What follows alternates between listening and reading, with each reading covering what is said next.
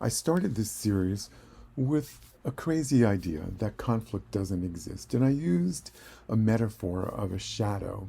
And in the revised metaphor, the light and power and collective wisdom of the team is the light, and it's being blocked by broken conversations. And then we talked about conversations, and there's the conversations that you have with yourself.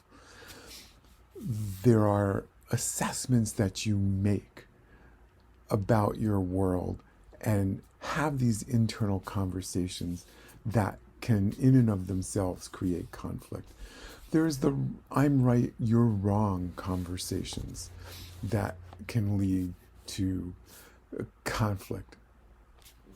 We talked about the fact that you need to create a shared reality, and that shared reality begins with you and how you're seeing the world and the way that you react to different perspectives. I then took a little bit aside and said, well, maybe productive conflict doesn't exist either, because people often talk about conflict as productive or unproductive conflict. But productive conflict is really a difference in needs, a difference in perspectives. And it's quite exciting to come up with innovative ways to put those together. And so productive conflict really is the result of the way you're looking at the world.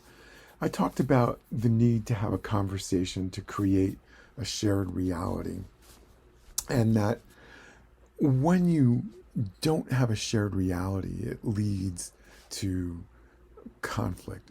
And we often don't create a shared reality because we have these self-tranquilizing conversations with ourselves to have us feel good and avoid those conversations. I talked about how the inspired team's values can help guide your conversations and create a shared reality. And we talked about the inspired team's values of curiosity, understanding, caring, candor, and reflection. When you have conversations that are not broken, that are not conversations like I'm right, you're wrong, and you use the inspired team's values to help you have conversations to create a shared reality, the light that is within your team, the collective wisdom is allowed to shine.